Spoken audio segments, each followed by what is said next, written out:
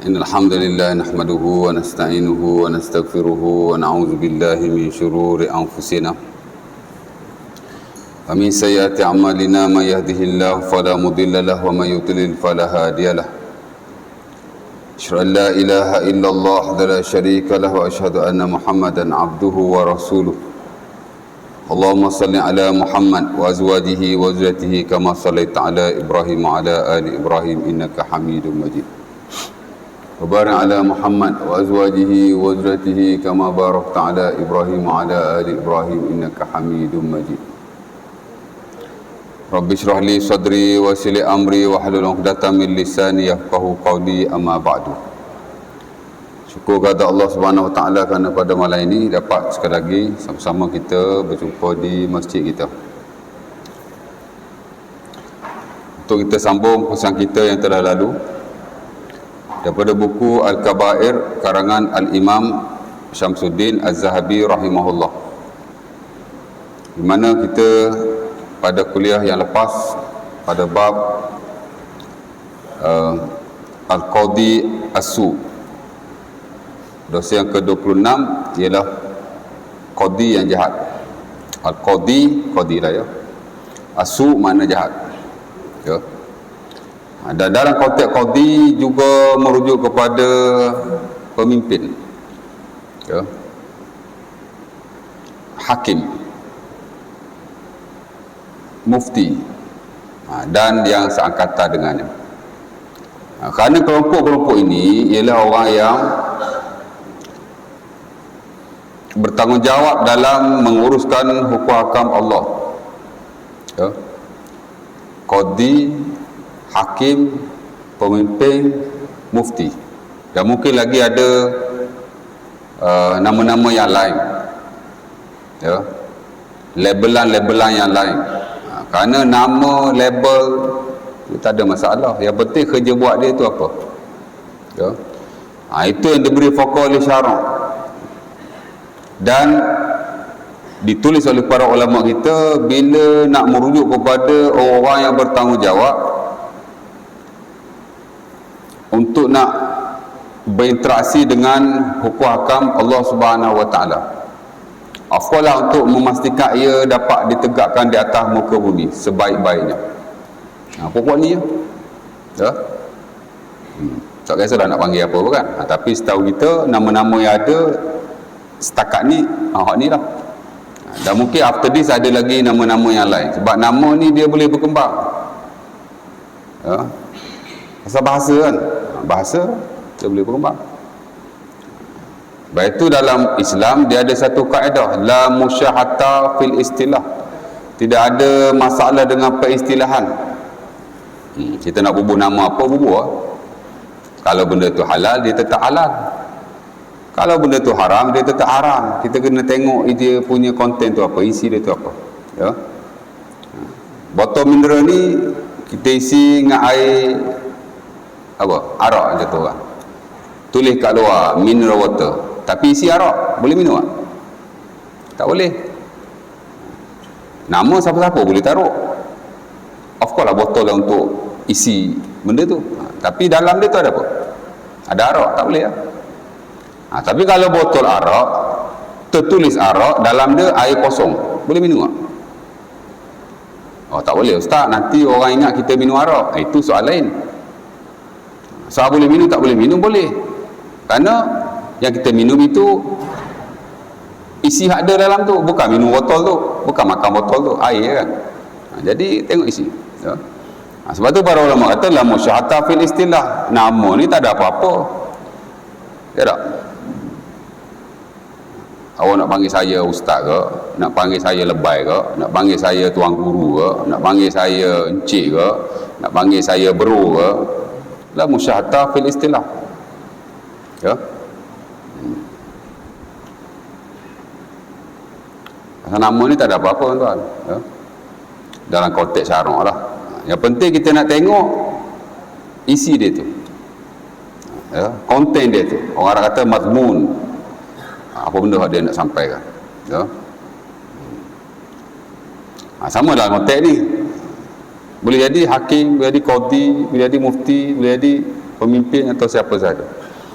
Kerana orang ni yang bertanggungjawabkan oleh Allah Subhanahu Wa Taala untuk nak menegakkan hukum hakam Allah di atas muka bumi. Pokok ni lah, ya, perintah-perintah Allah yang telah diwahyukan, ya. Kerana mereka ada kuasa, betul tak? Qadi ada kuasa tak? Ada, ya. Pemimpin lagi ada kuasa, hakim ya ada kuasa, mufti ada kuasa juga. Dia suruh nak mengeluarkan fatwa-fatwa tertentu, orang mana boleh ikut, orang mana tak boleh ikut, orang mana boleh buat, orang mana tak boleh buat. Of course lah, kalau ada isu-isu semasa, biasa kita nak tengok fatwa lah, betul tak? Saya personally kalau ada isu-isu terkini yang saya tak dapati dalam mana-mana fatwa, dalam internet lah, kita cek internet tak ada kan, saya personally WhatsApp Mufti Selangor, saya personally WhatsApp tanya, Ustaz, dalam ni dah ada fatwa belum? Kalau ada dia kata ada, kalau tak ada dia kata tak ada. Pasal kita nak tahu. Kita boleh je bagi pendapat kita, tapi kita nak tengok juga fatwa-fatwa yang ada, ya tak?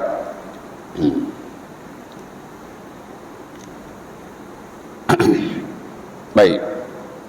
Jadi Al-Imam Az-Zahabi rahimahullah dalam bab tu, Al-Kabiratus Sadisatu wal Ishrun, dosa yang ke-26 ialah Al-Qadi As-Su, qadi yang jahat, hakim yang jahat, pemimpin yang jahat, ataupun mufti yang jahat juga, orang yang seumpama ini, ya. Biasa kita selalu dengar ulama su, dia dalam konteks yang sama lah, ya. Cuma hak ni lebih kepada orang yang ada kuasa, ya, orang yang ada authority. Ulama dia tak ada authority, dia tak ada kuasa, tapi boleh juga termasuk dalam hal yang sama. Bahkan Az-Zahabi ada buat mari ayat juga yang merujuk kepada bukan hanya orang yang ada kuasa seumpama ini, tapi orang yang macam ulama kan, dia memang tak ada kuasa, tapi dia boleh berilah nasihat, panduan kepada orang yang bertanya pasal ulama kan. Baik.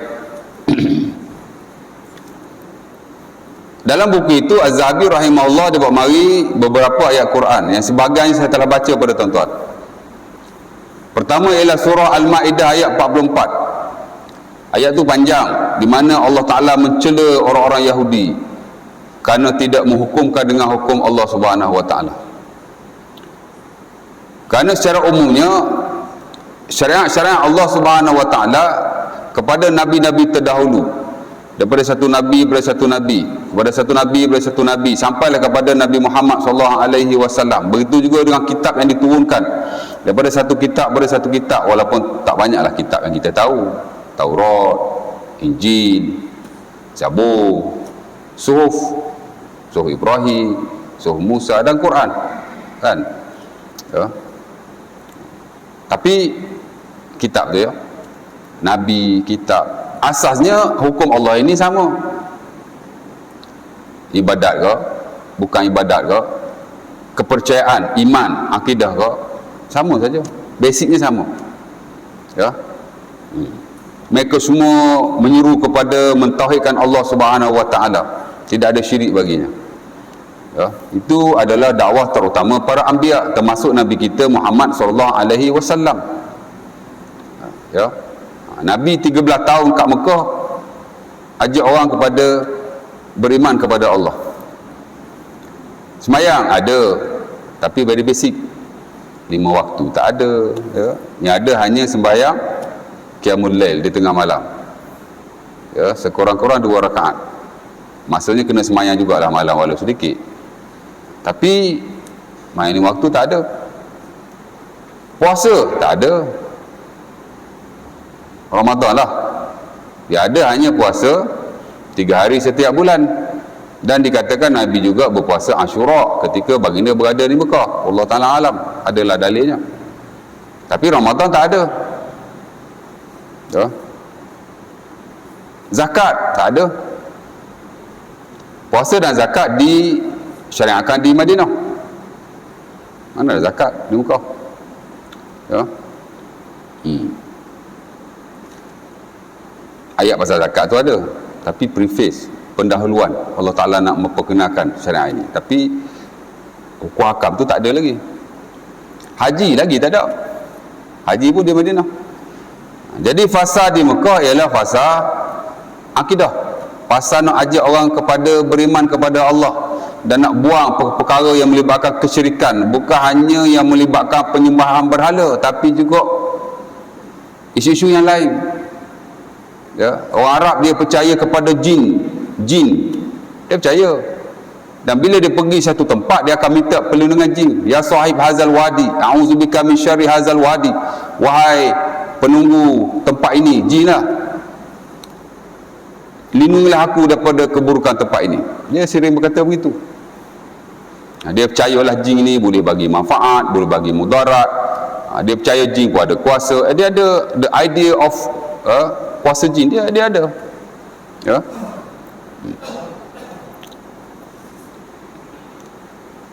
Dia percaya kepada konsep ketuahan dan kesialan. Buat begini tua, lak, buat begini sial, rugi. Ya? Nak berniaga, kalau dia ada burung, dia akan lepaskan burung. Tengok burung terbang ke mana. Kalau burung terbang ke kanan, hari ni aku berniaga mesti untungnya. Alih-alih berniaga rugi juga. Kalau burung tu terbang ke kiri, dia kata tak bagus, postpone, esok baru keluar. Itu konsep kesialan dan ketuhan yang ada di sisi mereka. Mereka bukan semua berhala saja. Dah palo syirik tu ada, ya marilah benda syirik-syirik yang lain, kepercayaan seumpama ini. Ya, macam kita dululah, orang tua-tua dulu tuan. Kalau naik basikal, kau naik motor, bahkan berjalan kaki, kalau ular melintah kat depan, atuk kita cakap apa? Tak cakap apa-apa. Saya atuk saya kata, balik, jangan pergi, takut depan tu berlaku apa-apa. Ya. Betul tak? Kau tak betul nak cakap ni? Itu tatayur, satu bentuk kesyirikan. Itu yang berlaku pada zaman jahiliah. Cuma zaman jahiliah tu lebih kepada dia lepaskan burung. Kadang-kadang kalau dia tak ada burung, dia pergi kat pokok, dia halau burung yang ada kat pokok tu. Tengok burung tu terbang ke mana. Kalau dia terbang kanan, okey, jalan. Kalau dia terbang kiri, jangan jalan. Depan tu ada something. Itu tatayur lah. Ya? Mana tak boleh lah kan. Kerana ia menjejaskan keimanan kita kepada takdir Allah Subhanahu Wa Taala. Allah Taala nak menentukan, dia tak ada kena-mengena dengan hal seumpama itu. Allah Taala tak suka kita buat benda macam tu. Ya. Betul. Rasulullah SAW ajar bila tubik rumah, tubik kelantan, sorry, bila keluar rumah kan, bismillahi tawakkaltu ala Allah wala haula wala quwata illa billah, dengan nama Allah aku bertawakal kepada Allah, tiada kuasa dan upaya melainkan Allah. Go for it, jalan. Ya? Ada wajah baca ayat kursi, embus kanan, embus kiri, embus depan, embus belakang. This is nonsense. Tak ada dalam syarak seumpama itu. Bismillahi tawakkaltu ala Allah, jalan. Wala haula wala quwata illa billah. Kalau belajar lebih sikit, Allahumma inni a'udzubika an azilla au uzal au adilla au udal au azlam au uzlam au ashhal ayushal alayya, jalan. Lepas tu nak baca ayat kursi ke, nak baca Al-Baqarah ke, sambil-sambil isi masa berzikir tu bacalah. Tapi awak nak kata ayat sekian, bacaan sekian dapat memelihara kita daripada sesuatu, kalau awak ada dalil, go for it. Siapa bagi tahu kat awak? Ya. Man qala fil Qur'an bi ra'yihi falyatabawa ma'adahu minan nar. Nabi sebutlah hadis Ibnu Majah daripada Ibnu Abbas, siapa-siapa yang berkata sesuatu tentang Al-Quran, nak tafsir Quran ke, nak kata ayat ni begitu, ayat begini, ayat ni kelebihan itu, ayat ni kelebihan ini, ayat tu fadilat itu, ayat ni fadilat ini, hatta nak memadam-madamkan satu surah dengan hal tertentu. Ayat ni untuk sakit darah tinggi, ya, ayat ni untuk sakit kecil manis, ya. Falyatabawa maq'adahu minan nar. Awak buat begitu kat wahyu Allah, awak bersedia untuk masuk ke dalam neraka. Tak apalah kan. Awak berani buat begitu, buatlah. Ya. Mana boleh. Kalau ada dalil, go for it. As far as I am concerned, tak ada lah. Yang Nabi ajar, baca zikir tu saja. Berisilah masa nak baca apa-apa. Ya. Tidak ada apa-apa ayat Quran yang tertentu ataupun zikir-zikir tertentu. Ya, kalau ada, okey. Tapi tak ada. Baca itu, jalan. Jadi tak perlu nak lihat petanda-petanda sesuatu untuk kita keluar, kerana ia mencederakan keimanan kita kepada Allah. Ya. Nanti tuan-tuan belajar dalam bab qada qada, dia ada tatayur ni, konsep-konsep kesialan yang perlu dibuang daripada kepercayaan seseorang mukmin, kerana Allah Taala tak suka begitu, dan dia memang membawa kepada kesyirikan. Ya. Baik. Kadang-kadang kata Al-Imam Al-Baihaqi rahimahullah dalam kitab Sunan beliau, kadang-kadang dia dengar sesuatu. Ya. Kalau dia dengar burung-burung berkicau dan seumpamanya yang menyeronokkan, dia kata hari ni aku untung. Tapi kalau dia dengar burung-burung yang lain seperti burung hantu, burung-burung macam tu yang bunyi tak sedap sikit, dia kata ini sebab itu sial ni dia panggil tatayur. Tatayur ni daripada perkataan toy ni burung. Memang orang Arab dia suka mengaitkan kesialan dan ketuhan dengan burung. Kita tak kait dengan burung, tapi dia dalam konteks yang sama. Ya tak? Ya. Sarang burung, sarang laba-laba ada dalam rumah. Tak bagus ni, nanti rezeki tak masuk. Itu tak betul. Itu tatayur. Tangi matahari tenggelam, jangan duduk depan rumah ya, nanti rezeki sempit. Malam-malam tak boleh sapu sampah, nanti rezeki tak masuk. Itu semua tak boleh.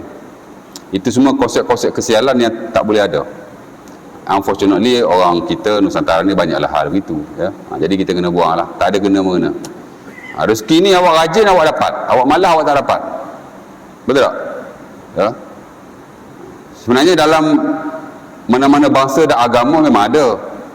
Orang Cina dia ada feng shui, di mana kalau dia nak kahwin, dia nak bisnes, dia nak itu, dia nak ini, dia akan tengok tarikh-tarikh tertentu. Itu dalam feng shui ya. Sama je, pasal manusia ni dia memang ada kepercayaan-kepercayaan begitu ya. Yang Islam tidak benar sama sekali. Ia tidak mempengaruhi kehidupan manusia ya.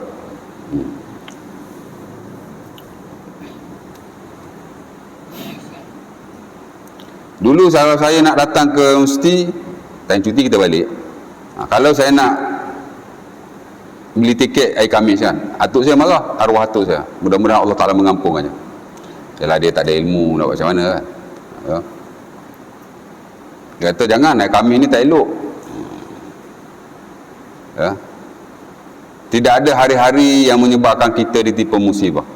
Itu tatayur, itu kesialan yang dilarang dalam Islam. Ya. Hatta Rasulullah SAW pun sering bermusafir pada hari Khamis. Dan dikatakan baginda nak menolak kepercayaan setengah orang jahiliah yang mengatakan bahawa hari Khamis adalah hari yang membawa kesialan, hari tak bagus, hari tak ada lak. Jadi Nabi nak membatalkan kepercayaan mereka dengan sering bermusafir pada hari Khamis. Nenek saya tak bagi beli hari Khamis, tapi saya tak belilah pasal nanti kan kena marah dengan dia, kita taat. Hari tu kita budak tak kerti benda kan. Ya. Saya selalu ikut dia pergi cari lokan dulu, cari lokan dekat Nipah, dekat Utara Nipah tu kan. Dia kata kalau nak cakuk Nipah tu, nak cakuk lokan tu, dia kata minta izin tok nenek dulu. Wahai tok nenek, anak cucu nak cari rezeki, jangan kacau. Orang tua dulu hebat-hebat petua dia. Ada satu masjid kawasan sini, ada seorang doktor lah dia mengajar kan. Ada orang tanya dia jawab tak apa, itu petua orang tua-tua saja. Kita bukan percaya pada jin, tapi takut-takut kita kacau tempat tinggal dia. Apa beza yang kita amalkan ini dengan apa yang berlaku pada zaman jahiliyah, seumpama diriwayatkan oleh Ibn Abbas yang menyebabkan turunnya surah Al-Jin. Allah Ta'ala turun surah Al-Jin bukan kita, nak suruh kita baca tu untuk boleh nampak jin, boleh bersahabat dengan jin, boleh dapat khidmat jin. Ya tak? Ada orang dia latihan kebatinan, dia baca surah Al-Jin setiap hari Jumaat 7 kali. Rajin, bagus, dapat pahala. Tapi niat awak tu tak betul. Surah Al-Jin tak ada kena-mengena dengan benda tu. Surah Al-Jin ni nak membersihkan kepercayaan kita kepada makhluk gaib itu. Ya? Bukannya nak guna untuk jin tu. Kena tipu dengan jin dia hidup, kena tipu dengan syaitan lah.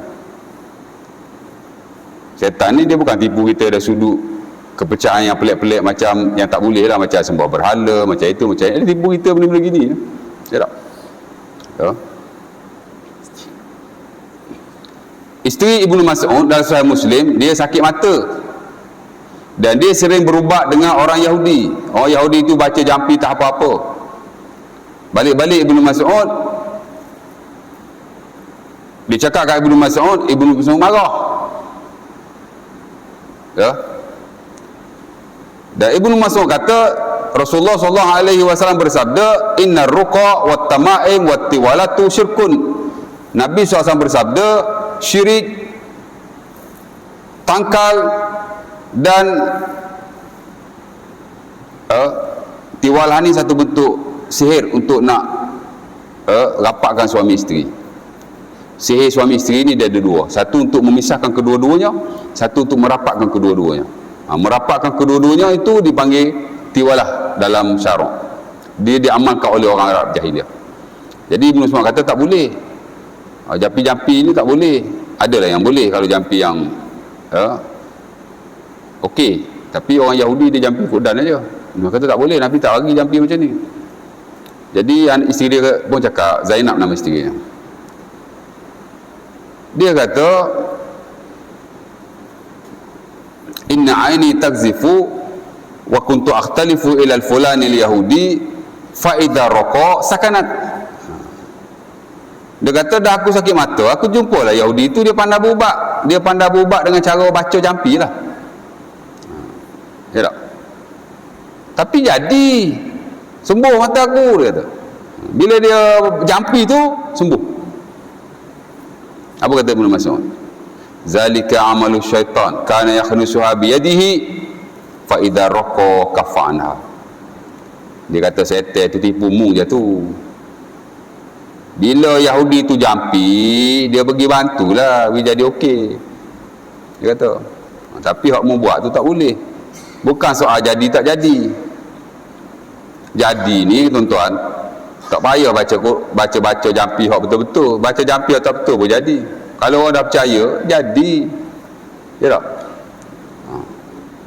Siapa sebut nama saya 40 kali, dia boleh jalan atas air. Oh, ya boleh.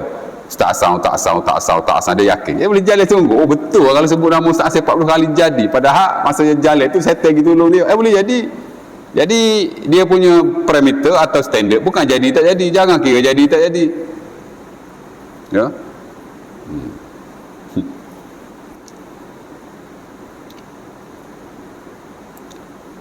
Jampi ni semua jadi. Jampi syirik pun jadi, jampi tak syirik pun jadi. Kadang-kadang jampi hak betul tak jadi, jampi syirik jadi pula. Tu kat Kelantan tuan-tuan. Unfortunately lah. Ada orang Islam kita pun pergi jumpa bomoh Siam. Oh, pandai-pandai cerita ustaz. Saya duduk kampung Sial lah. Atuk saya duduk kampung Sial lah. Kan? Kampung Jubakar, kampung Juluk tu, kampung Siam lah tu. Atuk saya duduk situ. Saya kecil-kecil tuan-tuan, duduk main anjing dengan babi je.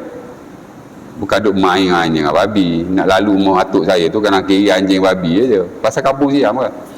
Dari kampung tu ada bomoh-bomoh tertentu. Saya tak tahulah kalau ramai. Tapi yang saya pergi ada seorang tu top lah di situ. Orang datang daripada Terengganu, datang daripada Johor. Ya. Saya dah tengok orang ramai. Saya masuk juga tengok. Ya tak? Dan saya pernah bertanya kepada orang yang datang tu. Masa ni saya dalam tingkatan 3, tingkatan 2 macam tu lah. Ya. Saya tanya, apa mari jumpa Tok Bomoh ni? Ya? Adalah seorang makcik tu saya tanya. Ya. Pasal apa tuan-tuan ramai orang pergi jumpa? Pasal jadi. Apa nak heran jadi tak jadi? Ya.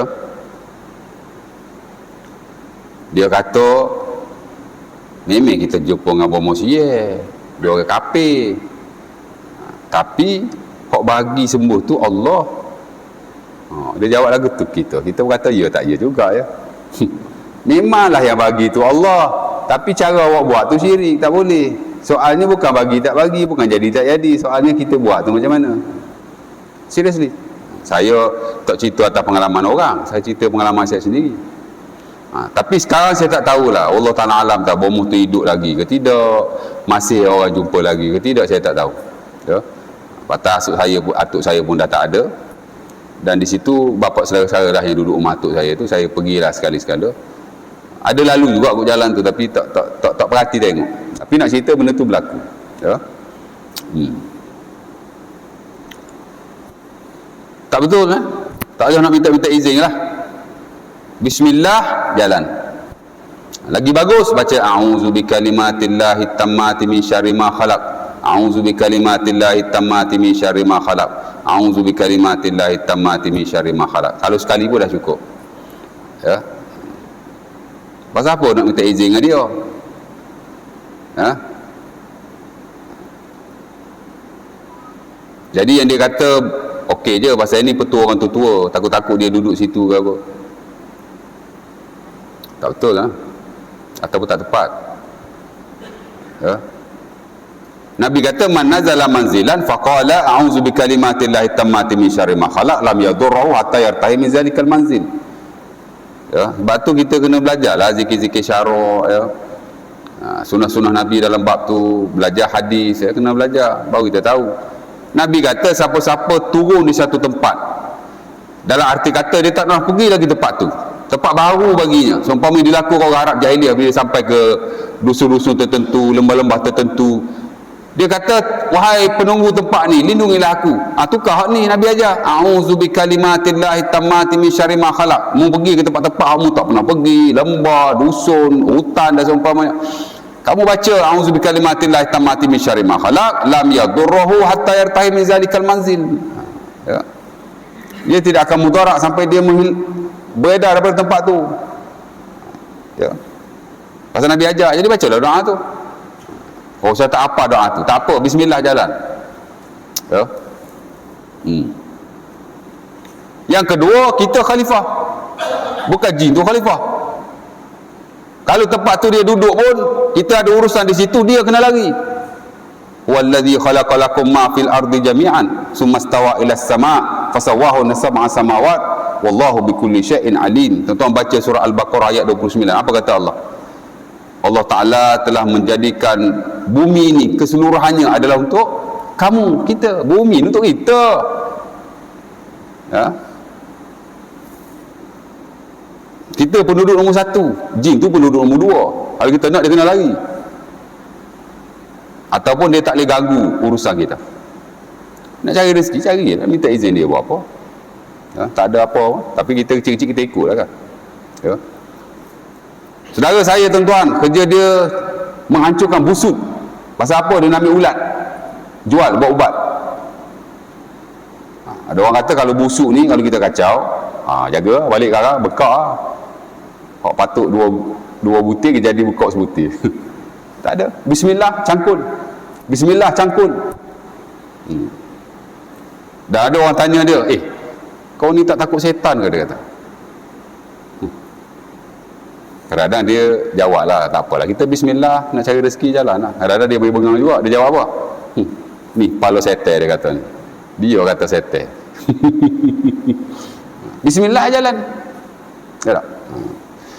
Baik, nak cerita begitu ya.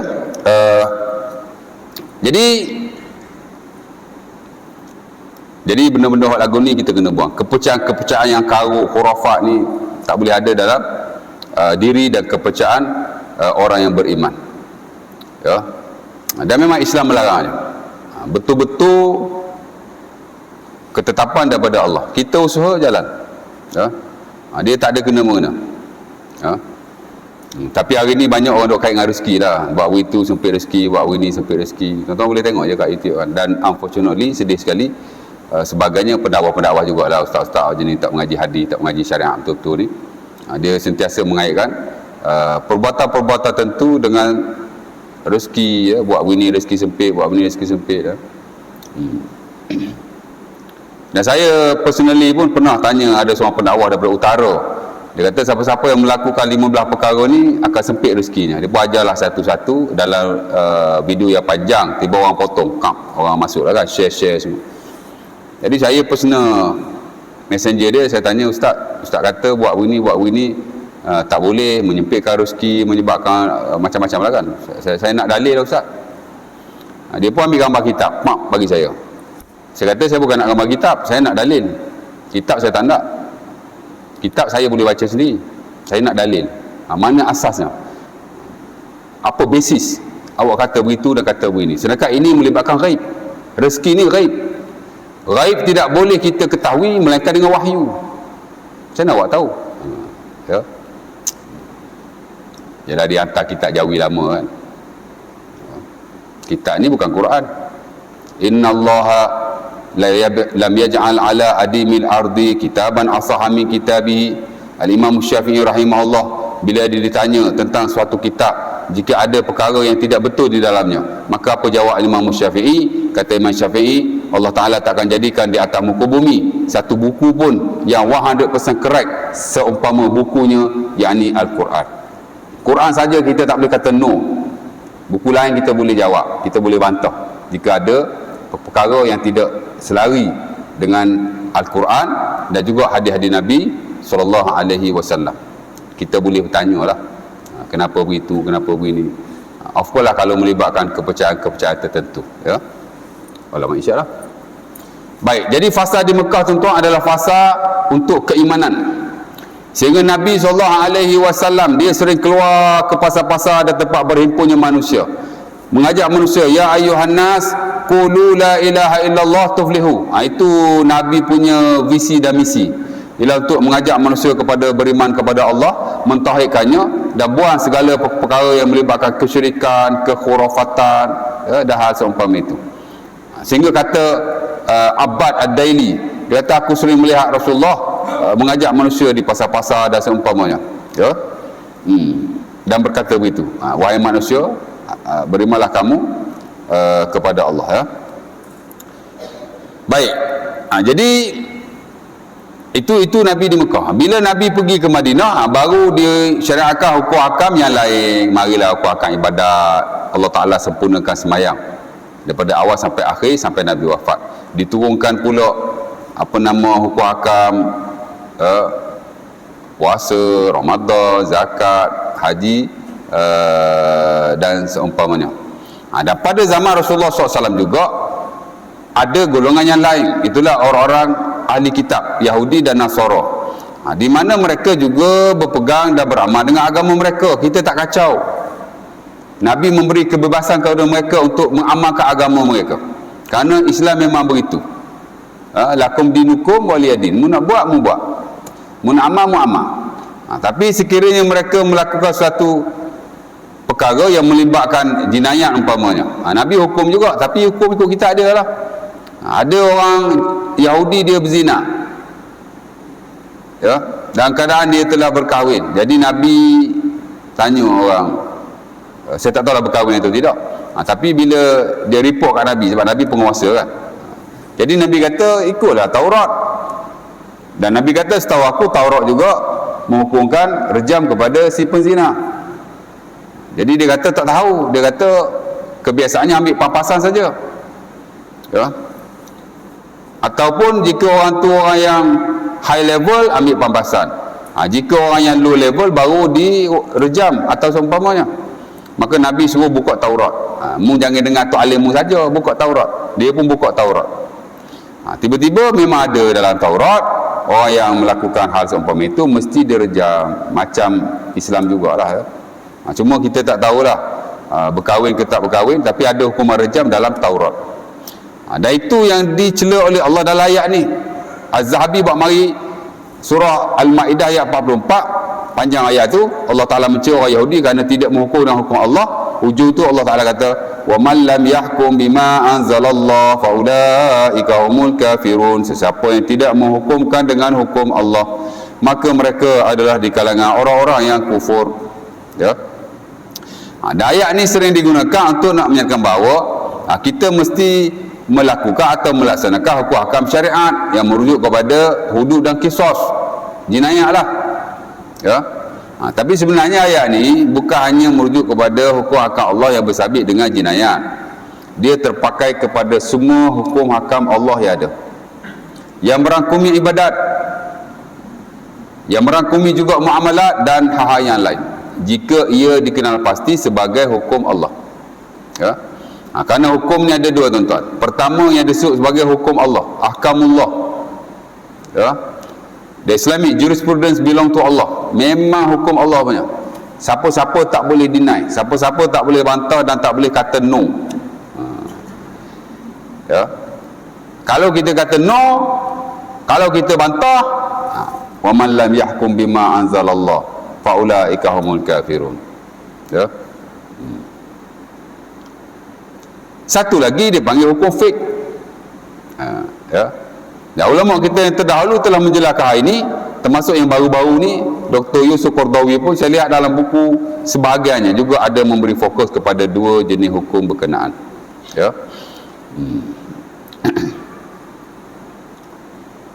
Hukum Allah ni umpama nak semayang kena wudu, itu hukum Allah. Siapa-siapa yang semayang tak ada wudu dan dia kata tak perlu wudu, wa man lam yahkum bima anzalallah fa ulaika humul kafirun. Ya. Pasal Allah Ta'ala dah perintahkan. Isyak dah? Isyak je? Dah? Belum lagi? Seminit lagi? Baru je tanya. Bismillah. Bismillah.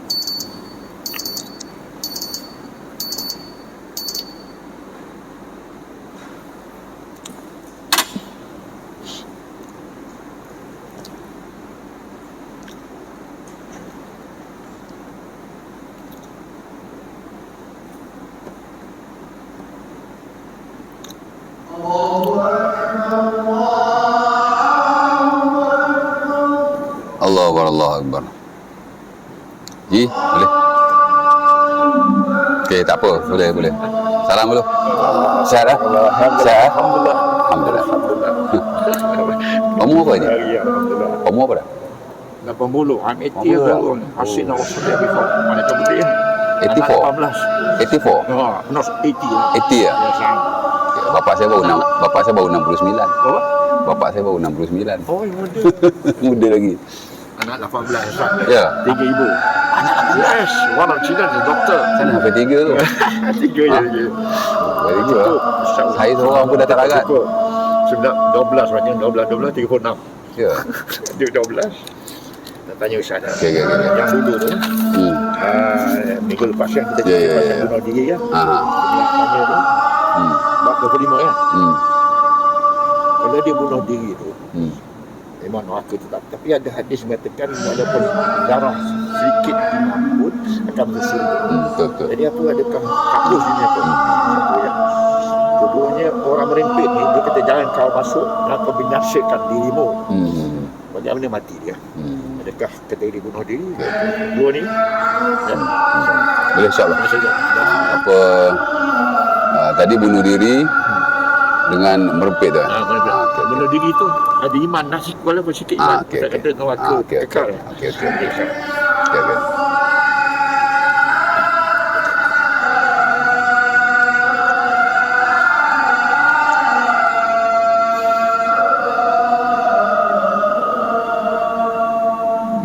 La haula wala quwwata illa billah.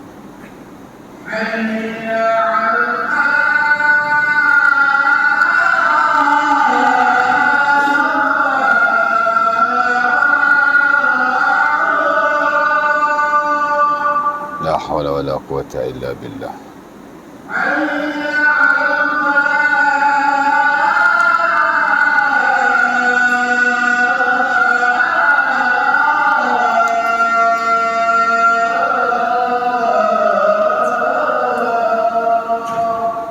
La haula wala quwwata illa billah.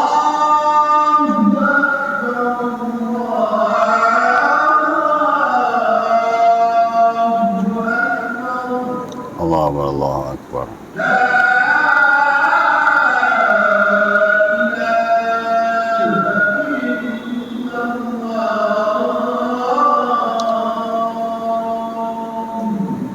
La ilaha illallah. Allahumma rabb tashratul qanit. Allahumma inni as'aluka al-afiyah fid dunya wal akhirah.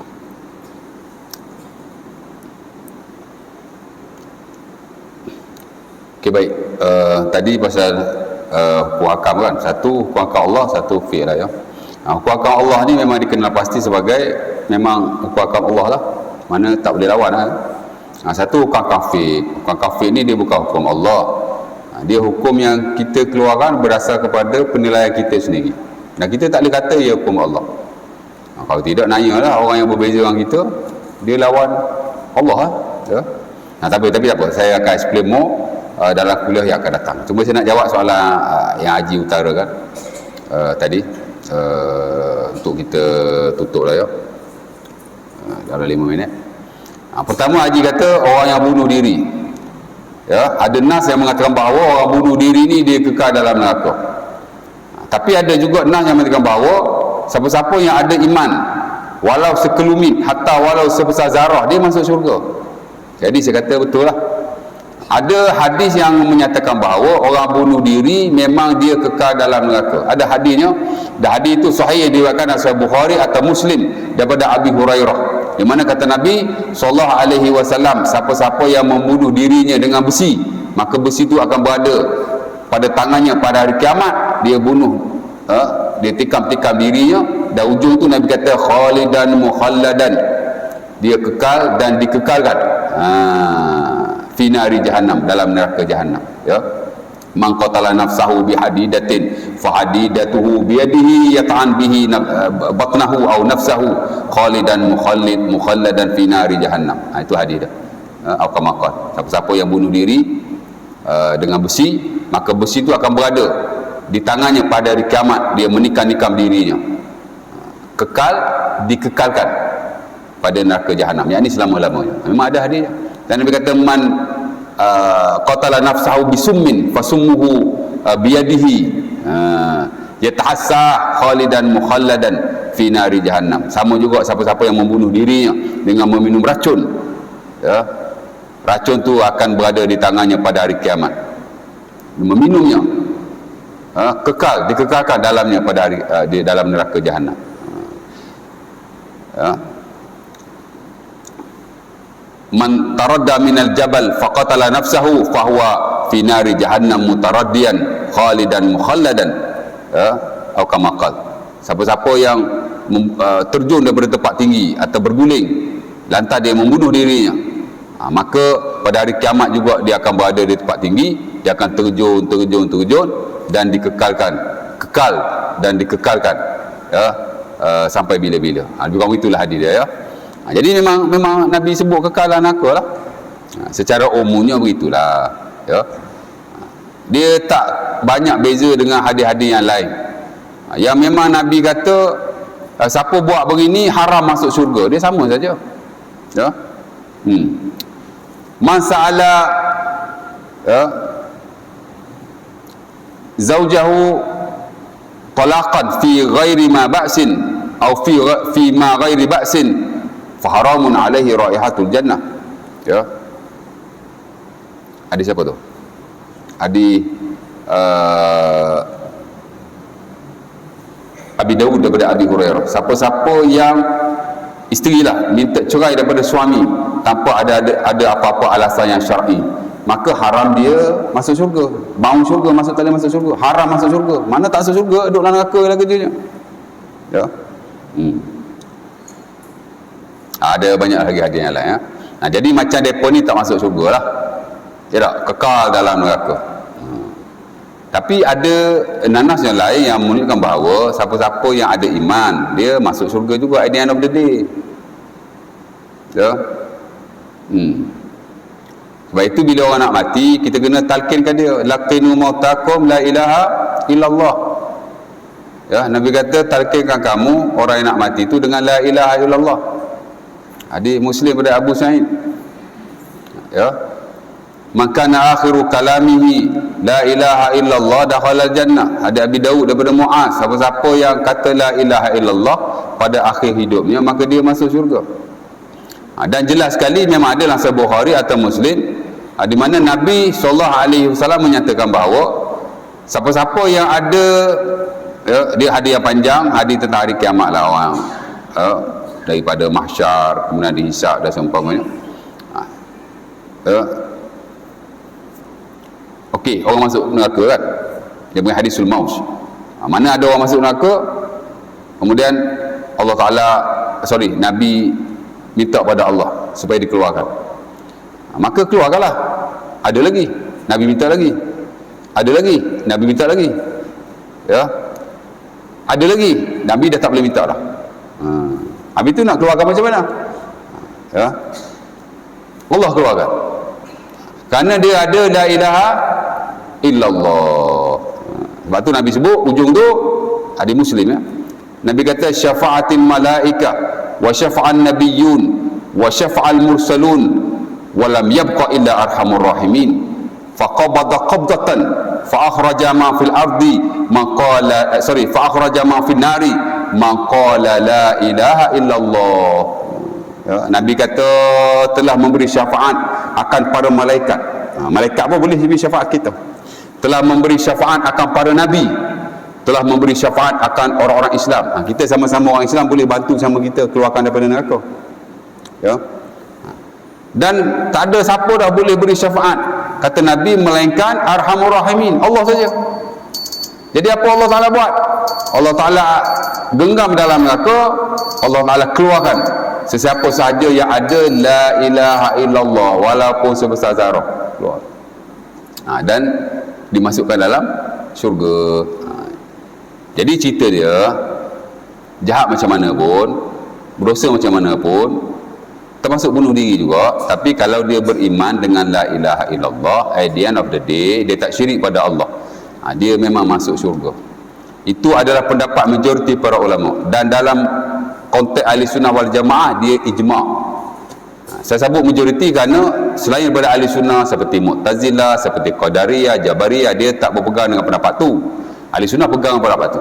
Jadi ijma' lah ahli sunnah, tapi mereka tak terima. Ala kulli hal masuk syurga. Janji dia beriman. Memang ada nas tu. Ya? Dan kita memang berpegang begitu. Siapa-siapa yang beriman la ilaha illallah, tak syirik pada Allah, dosa banyak mana pun, ya, Allah Ta'ala akan masukkan dalam syurga. Sebab tu tuan-tuan, ada satu kampung, member tu dia bunuh diri. Tempat saya juga. Saya tahu dia bunuh diri. Bila saya lalu dia kawasan perkuburannya, saya lihat kubur dia ditanam berasingan ujung. Orang lain tanam kubur belah sini, dia tanam ujung. Saya pun tanyalah keluarga saya. Saya kata kenapa dia ditanam ujung itu? Dia kata sebab orang masjid bicek sebab ia mati bunuh diri, jadi kena tanam berasingan lah. Jadi tiap kali orang lalu orang akan tanya pasal apa kubur ni asyik. Tiap kali orang lalu orang akan tanya pasal apa kubur ni asyik. Islam tak ajar begitu. Kenapa dia tidak ditanam bersama orang Islam yang lain walaupun dia mati bunuh diri? Apa orang mati bunuh diri ni kafir ke? Islam. Kalau saya jadi orang yang menguruskan kematian dan perkuburiannya, saya akan tanam dia bersama orang-orang yang lain. Sebab dia masih Muslim. Kenapa dia asingkan begitu? Ya. Dan bagi saya itu perbuatan yang tak betul sama sekali. Salah kalau buat begitu. Pasal apa dia tanam dia ujung kubur gitu? Saya marah lah tanam gitu tu. Tapi tak apalah kan. Macam mana dah tanam dah pun. Tapi tak boleh ya. Yang kedua Haji tanya merempit. Merempit tu kira macam mana? Kira bunuh diri ke macam mana? Saya tak tahulah orang muda ni tuan. Dia, saya dulu masa muda-muda merempit tu tak lah. Tapi naik motor laju juga. Dia tak takut mati. Tapi kalau dia merempit tu memang dia nak niat bunuh diri, dia termasuklah konteks bunuh diri lah, berdosa besar lah. Tapi kalau dia merempit itu tak adalah niat nak bunuh diri, tapi dia saja orang muda kan, dia tetap berdosa kerana membahayakan dirinya. Allah Ta'ala sebut dalam surah Al-Baqarah ayat 195, wala tulqu biaidikum ila tahluka. Allah Ta'ala sebut dalam surah Al-Imran ayat ayat berapa la taqtulu anfusakum innallaha kana bikum rahima. Perbuatan tu memang tak boleh dilakukan. Tapi nak kata dia bunuh diri atau tidak, saya kena tengok niat dia lah, Allah Ta'ala alam. Tapi memang haram lah begitu. Dan kalau dia kemalangan mati, dia tetap mesti diuruskan sebagaimana orang lain juga. Dan kita tidak boleh mencela orang yang mati begitu sewenang-wenang. Tak ada kena-mena kita pun, ya. Biarlah kan, kita doakan saja, mudah-mudahan dia diberi pengampunan oleh Allah Subhanahu Wa Taala. Pasal orang muda, biasa orang merepit orang muda kita pun, ya tak? Itu je lah saya boleh jawab. Aku Luqul Azhar. Assalamualaikum warahmatullahi wabarakatuh. Kita tangguh majlis kita dengan tasbih kafar.